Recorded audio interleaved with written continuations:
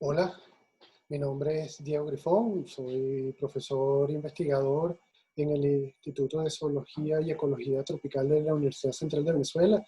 Y bueno, para mí realmente es un placer poder participar en este diplomado y bueno, aprovecho la oportunidad para agradecerle a Ocarina la invitación.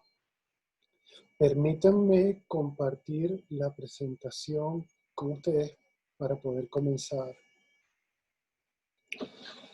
Bueno, esta charla se llama Uniendo los puntos, agrobiodiversidad en un contexto de múltiples crisis ambientales. Y lo vamos a hacer en un conjunto de 3 videos. En el primero vamos a hablar de qué es la agrobiodiversidad, algunos de sus problemas. En el segundo vamos a ver cómo solucionar algunos de estos problemas. Y en el tercero, las interacciones que hay entre estos problemas que tiene la agrobiodiversidad con restos de, con otros problemas ambientales que actualmente enfrentamos.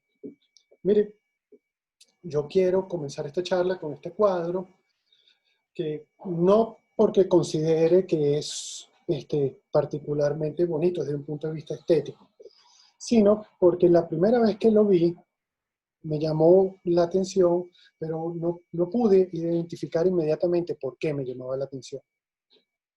Al tiempo me di cuenta que lo que me llamaba la atención es la forma en la cual se representan las interacciones entre los diferentes animales que se presentan en el cuadro.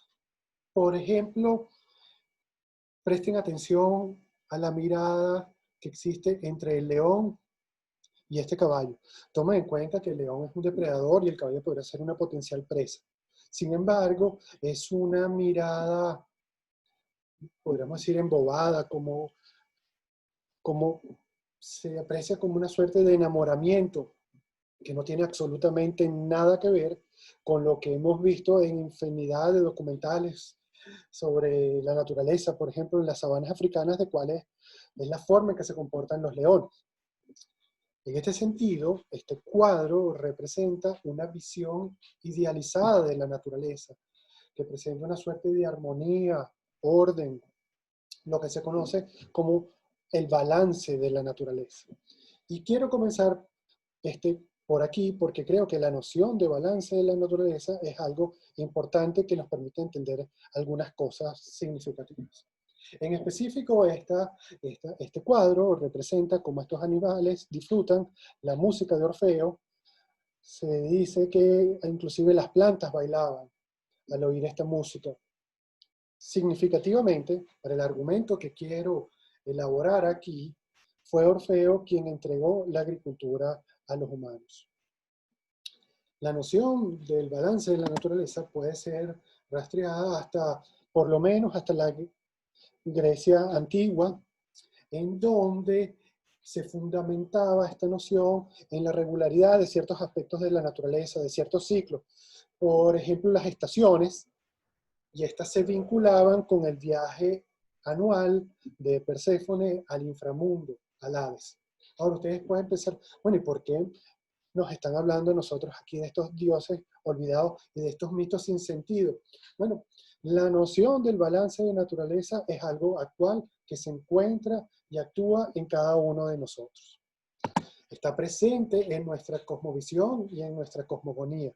Por ejemplo, en este cuadro que representa el jardín del Edén, vemos de nuevo una relación irreal entre depredadores y presas.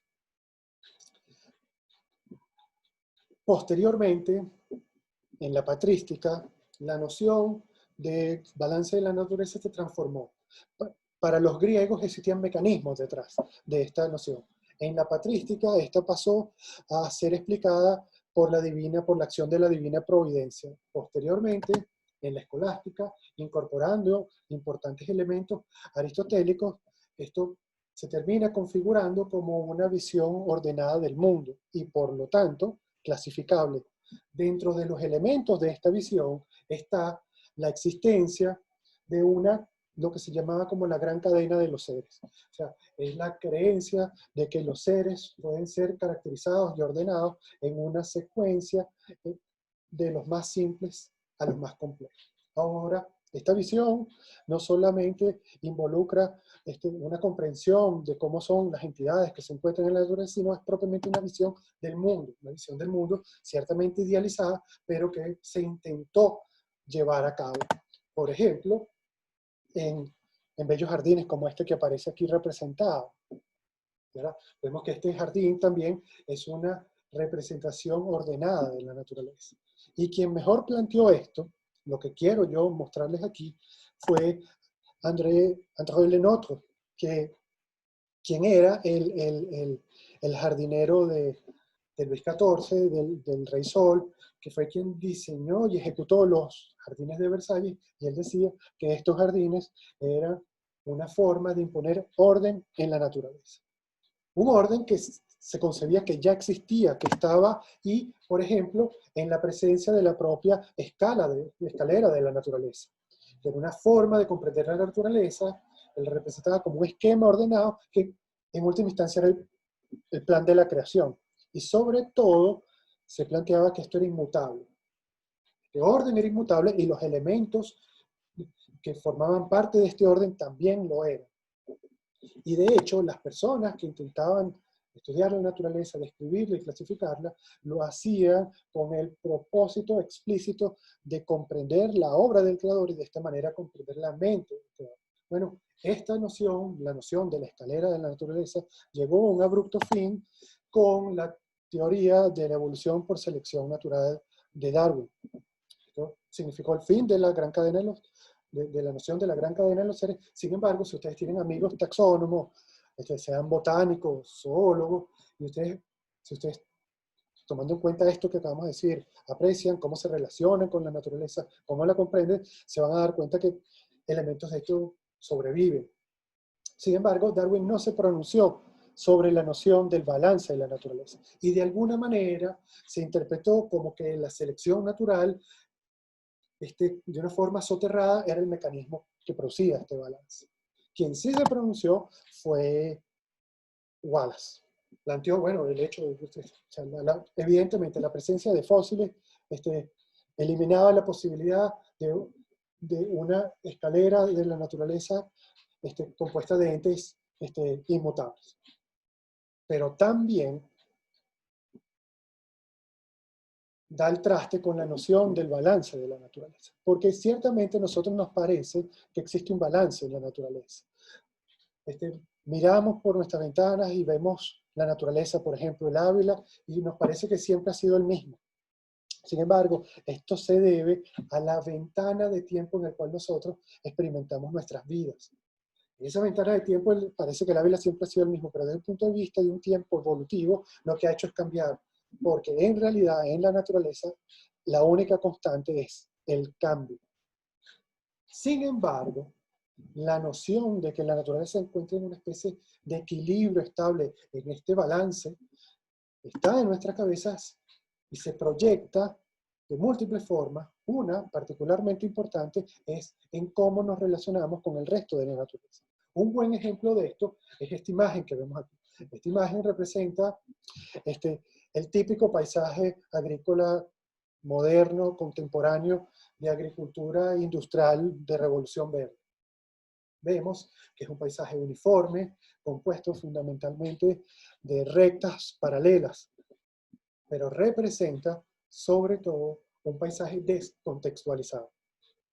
¿Por qué descontextualizado? Porque, bueno, es incluso difícil saber de qué cultivo se trata, pero es simplemente imposible saber en dónde fue tomada esta foto. Esta foto puede haber sido tomada en Brasil, en Francia o en China.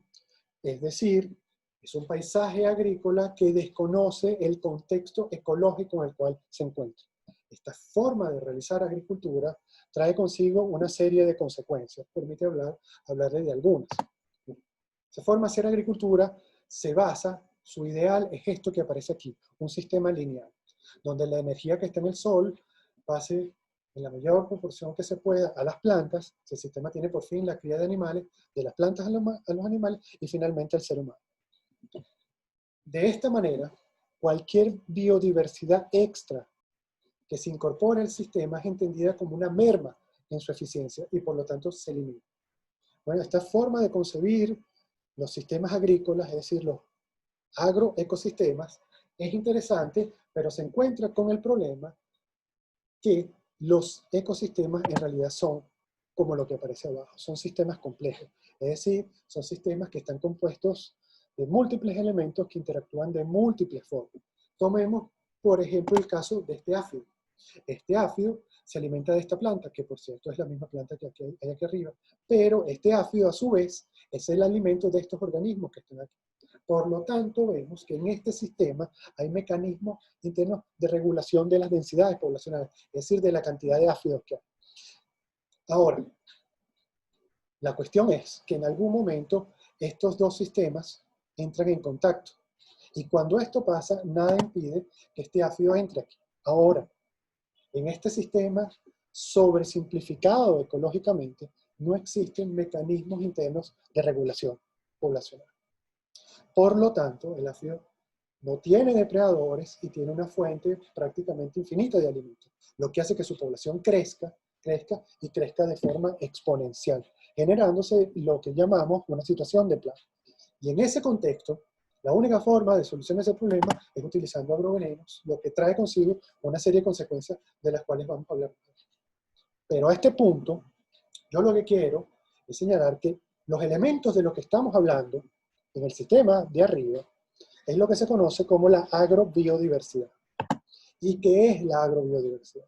La agrobiodiversidad es aquella porción de la biodiversidad de la cual nosotros nos alimentamos. Es el fruto de un proceso que se conoce como domesticación. Es un proceso que se puede describir de diferentes maneras. Una de ellas es como un proceso en el cual la reproducción de una especie pasa a depender de forma gradual cada vez más del ser humano. Por ejemplo, el maíz es una planta completamente domesticada. La reproducción del maíz depende completamente del ser humano. Es decir, ustedes nunca van a encontrar en un sistema natural donde no hay seres humanos maíz. La domesticación está asociada a otro proceso que se conoce como selección artificial para diferenciarlo de la selección natural. La selección artificial, por ejemplo, es el mecanismo mediante el cual indígenas centroamericanos, a partir de una planta como esta, el teosinte, seleccionando aquellos individuos que tuviesen granos más grandes, y utilizando estos granos para producir una siguiente generación, y haciendo esto durante mucho tiempo, se lograron conseguir al maíz, por ejemplo. ¿Sí? Hoy en día la selección artificial es algo que está completamente matematizado gracias a los trabajos pioneros de Roland Fisher, y la eficacia de estas ecuaciones es una de las evidencias más robustas a favor de la validez de la teoría de la evolución por la selección natural. Producto de todo este proceso del que hemos estado hablando es que obtenemos esta maravilla de la cual nosotros nos alimentamos. Además, a veces a nosotros se nos olvida que buena parte de esta biodiversidad se originó en nuestro propio patio trasero. Lamentablemente, así como ahora les presento la agrobiodiversidad, les tengo que decir que esta corre un grave peligro. Y su principal amenaza es lo que se conoce como erosión genética, que es el proceso de pérdida de variedades y razas de agrobiodiversidad.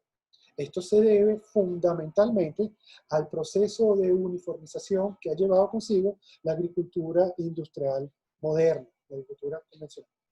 Si quieren, les muestro a través de un ejemplo cómo esto ocurrió. Si yo ahorita les pregunto a ustedes que piensen en una vaca, seguramente ustedes van a pensar en algo como esto, pero no es esta la única forma que puede tener. Esto es una raza particular. Es la raza Holstein, que se llama Holstein porque se originó en Holanda. Sin embargo, hoy esta raza se encuentra en prácticamente todos los países del mundo. De hecho, en todos los que aparecen en este mapa representados de color ladrillo. Y en los países industrializados, el 90% de la producción de leche se fundamenta en el uso de esta raza. Entonces, una pregunta que nosotros nos podríamos hacer. Bueno, si estos son animales domesticados, lo cual involucra que su reproducción depende del ser humano, ¿qué pasa si básicamente se cría una sola raza? ¿Qué pasa con las demás? Por ejemplo, ¿qué pasa con esta bella raza Zulu? Bueno, lo que ustedes se imaginan, lo que ocurre es que están en peligro o si no, han desaparecido. De hecho, se considera que la FAO considera que una tercera parte de las razas está en peligro de extinción. Y se cree que en los últimos 100 años se han perdido por lo menos 1000 razas. La figura global se aprecia bien en esta imagen, ¿verdad? Donde vemos diferentes especies y cómo sus diferentes razas están en diferentes grados de riesgo. Pero en mí esta figura lo que realmente me llama la atención es que la porción más grande siempre es la gris, que quiere decir lo desconocido. Y uno dice, bueno, pero ¿cómo es posible que una biodiversidad tan importante nosotros no tengamos una idea clara de cómo se encuentra? Y es que en realidad no tenemos una idea clara de cómo se encuentra ninguna biodiversidad. ¿Y por qué es esto? Bueno, yo creo que esto tiene mucho que ver con la noción del balance de la naturaleza, porque nosotros concebimos que la naturaleza es algo que se encuentra en una especie de equilibrio estable, que sin importar las perturbaciones que nosotros ejerzamos sobre ella, siempre va a estar ahí. Es decir, la damos como un hecho, pero esto dista mucho de ser la realidad. Ahora, ¿qué pasa con la agrobiodiversidad vegetal? Bueno, tristemente la situación es aún peor. Durante nuestra historia, nosotros nos hemos alimentado de más o menos 10.000 especies. Sin embargo, hoy en día, nuestros alimentos solamente se encuentran cultivadas en superficie de terreno lo suficientemente grande como para que no corran riesgo solamente 150 especies. Pero en realidad, solo 2 especies cubren el 80% de nuestras necesidades de alimento. Y solo 4, que son el arroz, el trigo, el maíz y las papas, satisfacen la mitad de nuestras necesidades energéticas. Entonces, ¿qué ha pasado con el resto? Bueno, es la misma respuesta. De hecho, la FAO estima que el siglo pasado se extinguieron el 75% de las variedades vegetales.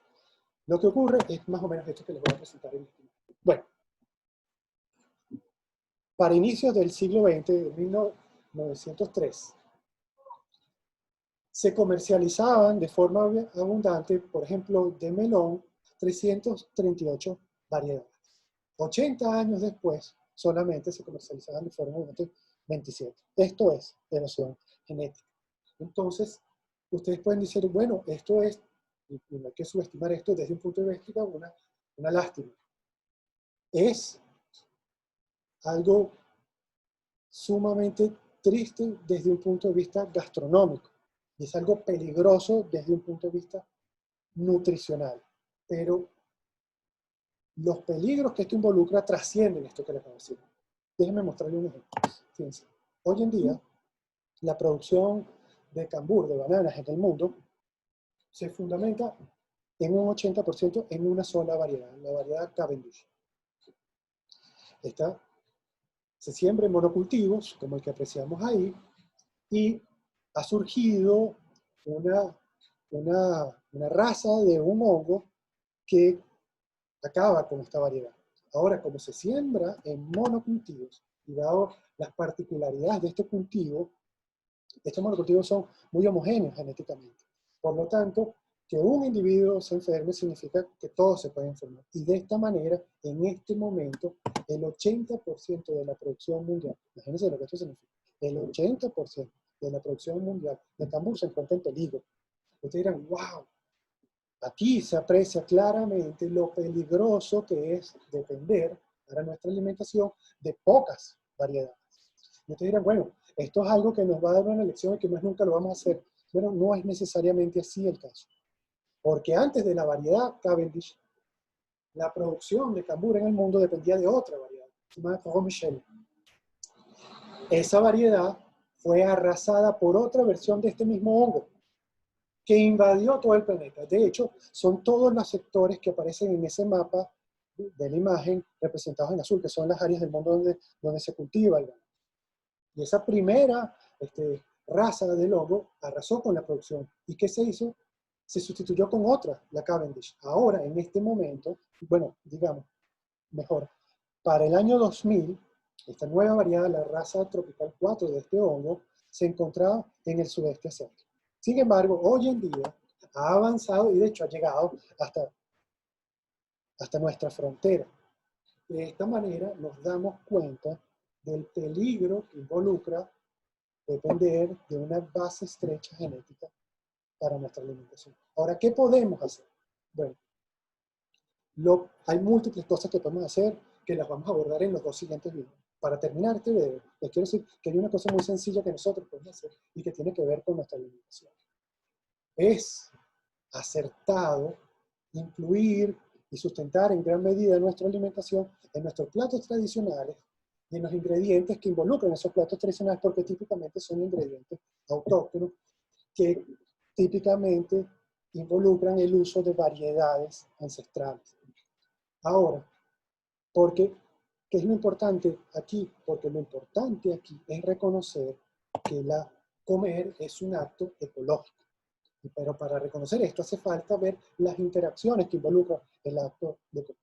Para esto tenemos que pensar en un plato, deconstruirlo en los ingredientes que forman parte de él y, por ejemplo, representarlos territorialmente. ¿De dónde viene cada uno de estos ingredientes? ¿Cuáles son las interacciones que se dan? De esta forma se crea lo que Miguel Ángel Núñez ha llamado ecorredes agroalimentarias. Y así nos damos cuenta que la gastronomía es un elemento realmente importante, fundamental de nuestra memoria biocultural y por lo tanto tenemos que proteger. De esta manera termino este primer video y los invito a que vean el próximo.